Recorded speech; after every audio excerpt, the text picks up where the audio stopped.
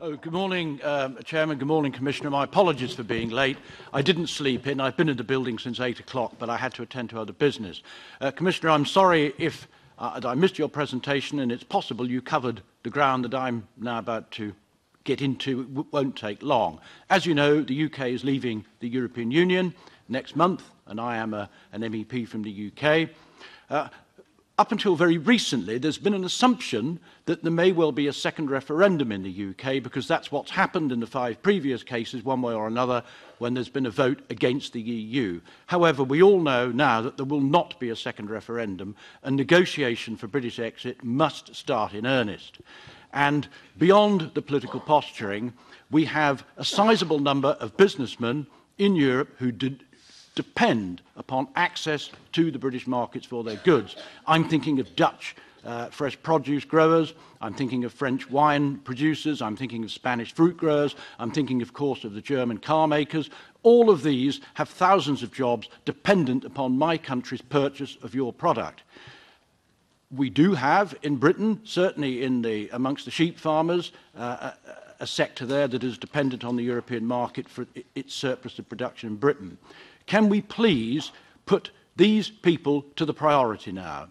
That the political posturing should stop, and we must realise the people of Europe need their jobs, and a good, seamless, frictionless trading agreement can be reached. I hope you are working hard on this. Can you assure me? Thank you very much.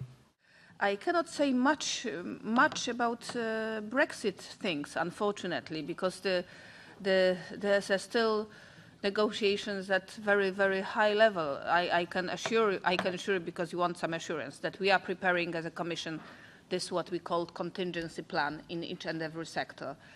But again, it would be if we find ourselves both sides, if we find ourselves in a no-deal situation, it will be a our children will not forgive us this, both sides. So I cannot say much more. I can only add, as I always, and express my again personal but also professional feelings that United Kingdom and Great Britain was always on my side on the single market, and this is a huge. I regret it very much that I will not have this. Strong partners in my discussion, mostly with the member states, because this what Mrs. Chairwoman, Chairman, how should I say it? Okay, Chairwoman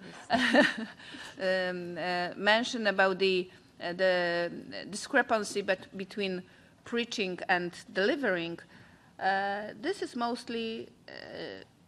Also, but mostly about the member states. Really, as we hear, the European Council called on us on communication on the single market, really to deliver a real single market, proper single market. But then when it comes lower and lower, at the economy minister level, at the ministries level, it is watered down and watered down and watered down. So it must be a consistent